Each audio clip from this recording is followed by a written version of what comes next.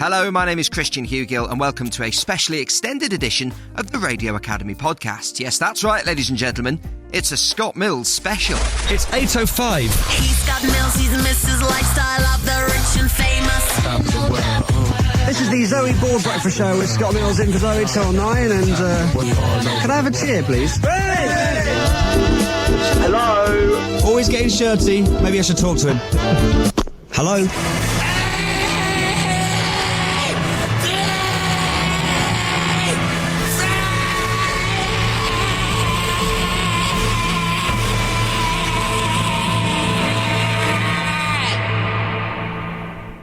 How do I top that? After 24 years, Scott is leaving BBC Radio 1. He starts on Radio 2 later this year, but, and I will be honest with you here, Scott Mills is one of my radio idols. So I wanted to take this opportunity to talk to him all about those years at Radio 1. Expect a few more retro moments along the way, and I promise it doesn't get too emotional. All right, maybe a bit. It's a weird time at the moment because Radio 1 has been 24 years of my life. That's a long time. And I obviously I did do radio before that because I was doing radio since I was 16. So I'd had already a fair share of commercial radio experience. So I do know what it's like on the other side.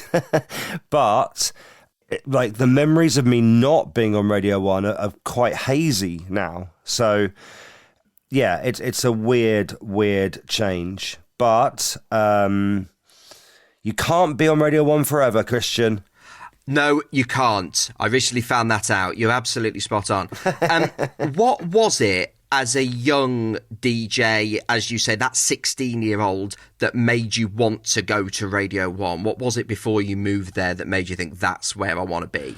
Well, for me, growing up, as for lots of people, it was the station that I looked up to. It was obviously the biggest. And as a child, I, would listen to it in my bedroom. I'd listen to all the DJs and it just sounded massive because, I was from the South Coast. So I was sat there in my bedroom in Southampton and it was from London and the DJs were famous and it was like national radio and something about it really excited me. It had a sound that no other station had for me.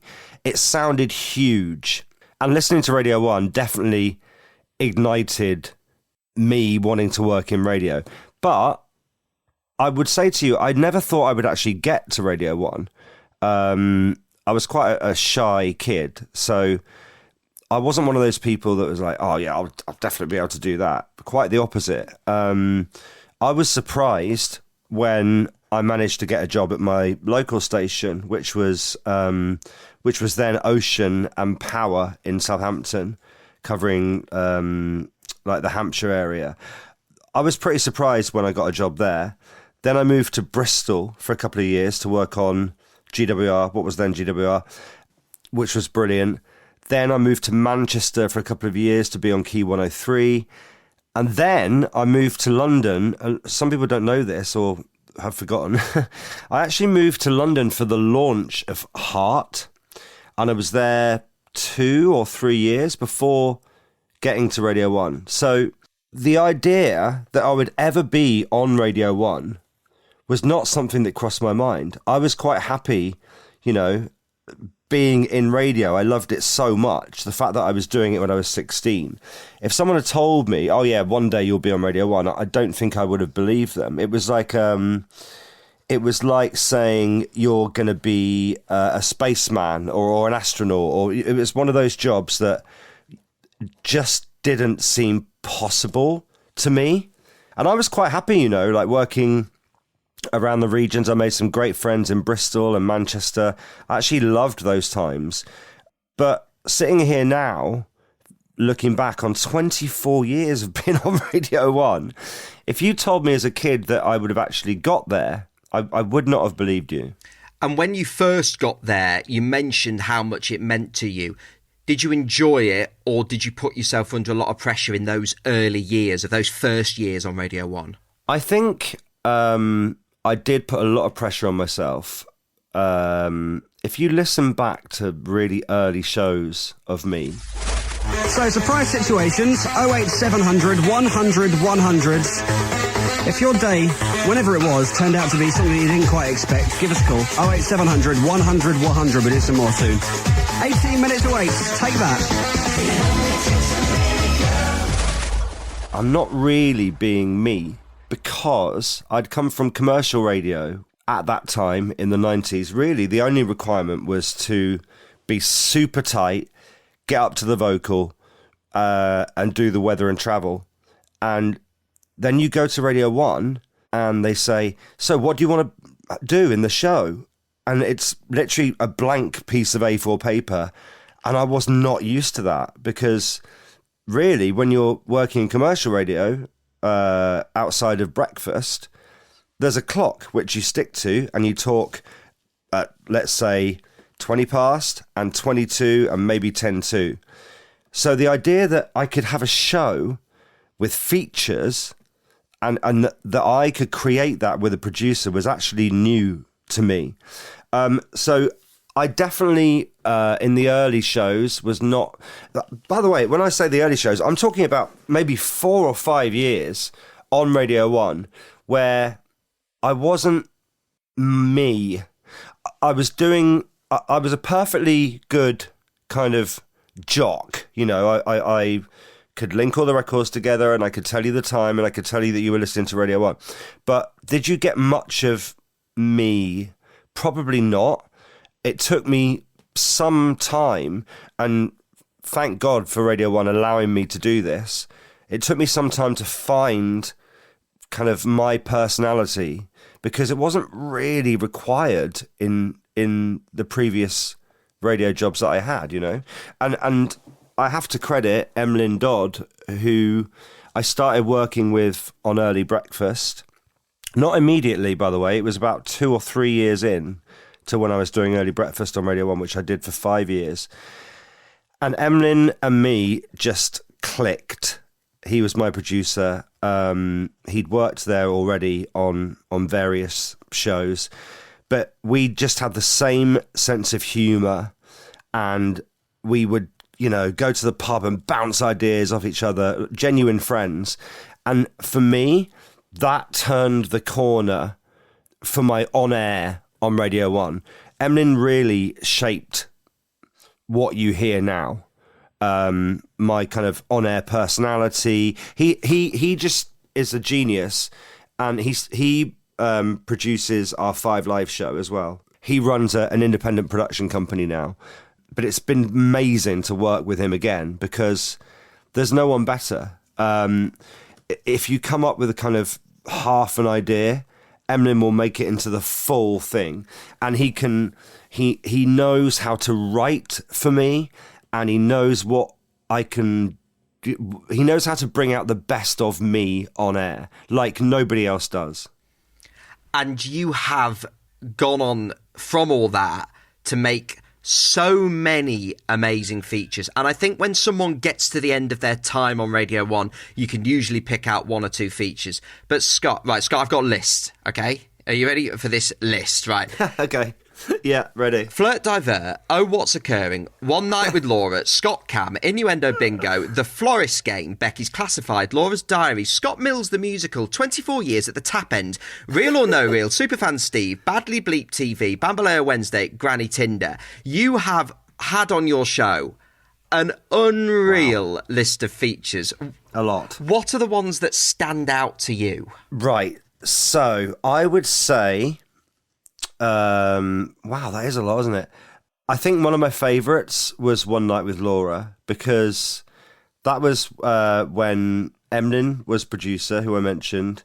Neil Sloan, who's now at Communicore, was AP, and so was Laura Sayers, now Busson, who is kind of second in charge at Radio 2. And it was an idea. It was around that time when X Factor was huge. And previously with Laura, we'd done this thing called Laura's Diary, where we read out excerpts from her teenage diary while her sister did, because she found Laura's old diary in her bedroom at home in Yorkshire.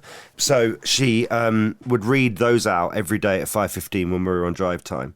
This is a classic Emlyn idea. And people loved it. I remember at the time seeing the Rajars, and we would do it every day at 5:15. I think every day, yeah. And you would see a Popmaster style spike in the ratings where people would tune in for Laura's Diary. Sarah has got the biggest spot on her forehead. My skin is quite clear at the moment. Ha ha. Oh, you cow. You're such a cow. Yeah, you see, cow. it's just not changed, does it? And it was classic teenage diary stuff, you know, things she was embarrassed about, boys she fancied, but it really resonated with listeners. So Mary, her sister, Laura's sister, used to read it out. And a lot of the diary was about, like, you know, she still hasn't found a boyfriend that she likes enough, been let down by boys quite a lot. So from that came One Night with Laura. One night with Laura, one night with Laura. That was us touring the UK, X Factor style, doing full-on auditions in a bus. We actually had a bus with One Night with Laura and our faces on it, and we travelled the length of the UK and basically auditioned blokes to be her boyfriend. And it was epic, you know. It took over the whole station. These were the really early days, by the way, of online content. And at the time, I remember people saying to me, we have never had this many hits on the website. People wanted to know. So really, from what I can remember, those were the first videos that we made for radio. And the website was getting hits like it had never had before because they wanted to see it. That was my first kind of early, what would now be, you know, you'd whack it on Instagram. But at that time, this really was Radio 1's first kind of foray into it. That and Scott Cam, which was basically cameras up in my house, Big Brother style. But once again, unprecedented views on the Radio 1 website. This is before Instagram, before Twitter. Does the drama never end over at Scott's flat? Yesterday, it was non-stop shenanigans right from the very start when that cheeky scamp Chris Moyles hid 2 phones in Scott's bedroom and tried to wake him up at the criminally early time of 8:15 in the morning. Okay, keep ringing. Now we've got 2 running at the same time again. Hi, Scott. Why would he be ringing us? Just tell me where the other phone is. It's doing my head in.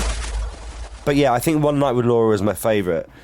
And in a strange twist, Laura is now married to the person that came fourth in the competition. There must be some stick there as to only coming fourth, but doesn't that show you the power of a feature, that it has shaped her future? Right, so it's a guy called James who I think he auditioned, I want to say, when we went to Southampton. And I remember Laura looking over at me going, put him through to the next round. And the winner of the contest was Gareth, who was a live wire, and we ended up doing a big. The finale was like a big date, which we all went to in Disneyland Paris. But it was just that thing of, you know, having those resources and a film crew and a team of people. I'd never really, before that, worked on anything on that scale. You know, there was a bus that we were travelling around in. It was a proper organisation. It was, you know, money was spent, but it was brilliant. And it's the first kind of major thing that I can really remember doing on my show on Drive Time and thinking, wow, you know, this is it was on every show. People were obsessed with it. And as we're mentioning Laura, there has always been, for want of a better term, the sidekicks. There's been Laura, Chappers, Becky, Chris. I just wonder how much you enjoyed forming those individual relationships on the show over the years with, in particular, those 4. All of them really happened organically. They were not kind of placed into the show on purpose. Laura and Becky were APs, assistant producers on the show, and their presence on air was organic, really, and they both ended up being brilliant and hilarious. And with Chappers, Mark Chapman, he's done all right for himself since. Yeah, he's done all right, hasn't he? He's done fine, yeah. That I have ordered a certain electrical appliance from Chopper for my kitchen, right? You're very angry about this, aren't you? Well, I am, because I ordered it online because I thought it would be easier for a busy person like myself. You're non-stop, aren't you? Yeah. You barely have a spare 2 minutes in the day. That's right. Chappers was the afternoon sports reader on Radio 1 on drive time. So I inherited Chappers from Sarah Cox, who did drive time previously. Rather than just him reading the sport, he was around because the sport was every, I don't know, let's say half an hour every hour, a bit like Newsbeat. So we were like, well, let's utilise him more because he's a funny guy. So Chappers really became co-presenter. And that's the same time that Laura was there. Then Laura moved on to a different show. So then we had Becky, who was the AP on the show. And with Chris Stark, that was slightly different in that I used to DJ a lot at Southampton University because I'm from Southampton. So they used to book me a lot to DJ. And at that time, Chris was the resident DJ at Southampton Uni because he went to the uni. So the reason we became friends is because I was there a lot. I was DJing and he was always on before me. And I would do my set and then we would like grab a beer afterwards. So me and Chris were friends a couple of years really before he was on Radio 1. But he was doing student radio. And I remember thinking there's something, I mean, obviously we became friends. So like I liked him a lot, like one of my best friends still to this day. But I remember thinking there's something that he has that we didn't have at that time on Radio 1. And it was, how can I describe it? It was your everyman. It was your boy from Watford, you know, borrowing his mum's car, riding it too fast around the Asda car park in Watford. He had a chain. He liked two-step garage. And he was just your average Watford fan lad. And I remember just from being friends with him, his take on things and the way he told a story, I thought was like, we need to capture that on air because we didn't have it. And at first, I can say this now because I'm leaving. At first, the bosses didn't get it at all. I was like, we should try this guy out. And they were like, yeah, don't really understand it, don't really get it. And I was like, right, we need to give him more of a chance because this guy is funny. The way he tells a story, like the way he sees life is a lot of our young listeners and just your average lad from Watford. We didn't really have that. We had a lot of famous DJs on Radio 1, but we didn't have like your everyday bloke. And I just thought that he would be a brilliant add-on to our show. But I'll be honest, it took some time. Me and Emlyn, the producer, had a clear vision of what Chris could be on air, but at the time they didn't really. And then eventually, my then controller, Ben Cooper, was like, actually, yeah, this guy's good. And we kind of brought him on board. Chris was, to start with, was only on like a couple of days a week. And we were in a situation where he was like, look, I'm probably not going to be able to continue to do this if it's just 2 days a week because, I need to be able to pay my bills. So they took the risk and they listened to me and Emlyn, and Ben was brilliant and was like, well, let's give him a go. And it turned out rather well. It turned out amazingly well. It's such a wonderful partnership to listen to. I mean, you can tell you're great friends, and I think that is the key to any of those genuine pieces of chemistry. Yeah, and I mean, you do get a lot of duos on the radio everywhere, but I hope and I think that what makes this one special is the fact that even though we are very different people, it's a genuine friendship from, which has been nearly 15 years, not all of it on air. And I knew that if Chris was given a chance to shine on air, that he would. I just knew it. He just had something about him. He had that thing which is hard to quantify, but I knew that he would be a star. As you say, Scott, 24 years is a long time to be on Radio 1. What do you think is the key to longevity on youth radio, on stations like Radio 1?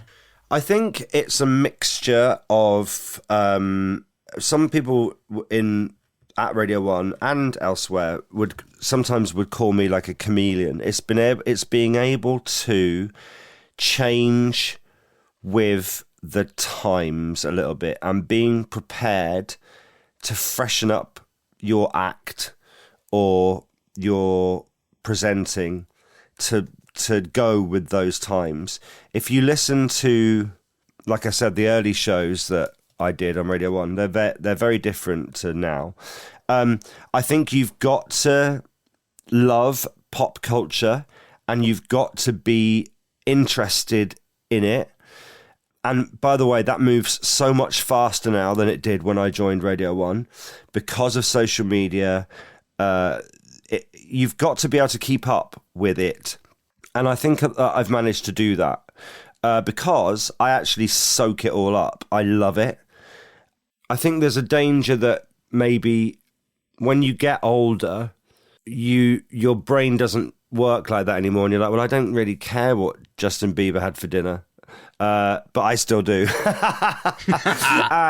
and that's what I think is part of it. You've got to also keep up with the music and know what's going on a station like Radio 1. Because if you think I've been there 24 years, so many different genres of music have come and gone. Like if there'd be times where rock was the thing, or UK garage was massive for a while, and then pop really came back, and I kind of rode all of those, God knows how, but I did.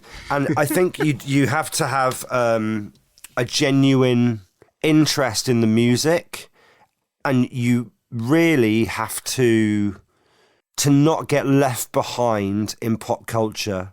And I'm not going to name them, but I spoke to another DJ that used to be on Radio 1 a while back, and they were like, yeah, I didn't want to keep up with it. I wasn't interested in it anymore because I was in my 40s and I didn't really care about pop culture anymore. And I still do to this day. And I don't think that will go, really. I think it's been ingrained in me for so long that I doubt. I mean, I don't know. Maybe it'll happen when I go to Radio 2 and I don't know any new music. but I've had to know about it for so long that it's kind of just in my brain. I soak it up like a sponge, and I actually enjoy it. And I like to think that I know, like, what's going on. If you think about it, in the time that I've been at Radio 1, I think you could email the station. I don't think you could text. There was no WhatsApp. There was no social media. There wasn't even Facebook, I don't think. The chart was still buying CDs. And then it was the download chart. And then it went to streaming. I've lived through a lot. I found a brilliant clip the other day of me doing the chart in 2004. This is the official chart show With Scott Mills. on Radio 1. It's 4 o'clock, and this is the official chart show, live across the UK. I'm Scott, and for the next 3 hours on Radio 1, I'll be counting down the top 40 singles, the top 20 albums, and the biggest DVDs. Radio 1. We're going to be talking to Jamelia. She'll be giving away her superstar collection of tunes, along with a very cool CD and MP3 player. And the DVD chart. Scott, I'm giving you an open goal here. The DVD chart. And then a brand new CD player. All the big prizes. Right. God, yeah, so a lot's happened. And then obviously Instagram, Twitter, TikTok. But I think it's because I love pop culture and I thrive on knowing what young people like. I think that's, I think it's not being afraid to adapt to whatever time it is. The emotions of leaving must be high. What are your emotions? My emotions are a bit of denial. I'm not going to lie. I am going on holiday directly after Radio 1 finishes because I thought that was a good idea, just to get away from everything. And then I'll have a couple of months to regroup and start the next chapter. But I do feel sad. It's going to be odd to not be on Radio 1 because it's been such a long time. And I love Chris. I love working with Chris. So that's going to be separately emotional and as emotional as me. I mean, obviously we're still friends, but you know, it also signals the end of us working together, which I am emotional about. Because yeah, I can't really remember a time when I wasn't on Radio 1 very clearly. So I think it's going to hit me quite hard. So I'm glad that I'm kind of going away and taking a little break for a while. I'm excited for what's next, though, but I do feel like I've come to the end and closing a really, really big, good book. Scott, I feel very fortunate to talk to you today, not just as the presenter of this podcast and not as someone who was lucky enough to work alongside you, but most importantly, as someone that has listened to you for a very long time. I know your show personally helped me laugh at a time in my life when sometimes it didn't feel like there was a lot to laugh about, maybe. Oh, thank you. So I can't imagine the number of similar stories there are out there, literally millions. So on behalf of a generation of Radio 1 listeners, thank you. That is so sweet. Thank you so much. I'm getting a lot, as you said, of DMs and emails at the moment, and it's quite a lot to take in because I don't know. I'm not. I'm actually quite a shy person, really, and the idea that I've impacted people as much as these messages say that I have, I find quite mind-blowing that it's meant so much to so many people. I mean, some of the messages I get are off the scale amazing, like the loveliest things, because as we know, radio is so personal. It's such a personal medium, way more than television. Generally, mostly you're listening to it solo. So you're not really listening. It's rare to be listening to the radio in large groups of people, or even really with the family. It's not like the 50s where the the family gathers around the radio. It's a pretty solitary experience. So you do build up that routine and that relationship with the presenter. And obviously I know that. But when you're doing it every day, you don't immediately always think that. But the messages I'm getting and the lovely words you just said have really brought it home to me of like, wow, this has meant, this is soundtracked, like me, I have soundtracked a lot of people's lives. People in that time have got married, divorced, had kids, been in and out of love, got jobs, been through uni. You just forget when it's you how long it's been and how much what I'm really noticing and getting is how much it's meant to a lot of people, and I feel absolutely humbled by it. You deserve those messages more than anyone. I can assure you of that. There is only one way I can end this interview, though, Scott. Yeah. Love you, bye. Love you, bye. The term legend is overused, but it is fully justified in the case of Mr. Scott Mills. I used to work on Newsbeat at Radio 1, and I used to get asked all the time, what's Scott Mills like? I promise you, he's just as lovely as he sounds on the radio. Scott's last show on Radio 1 is on August the 25th. If you miss it, you can find it on BBC Sounds. We are back next week when we're finding out how to make radio not just for a county or a country, but for the whole world. I look forward to talking to you then. Bye for now.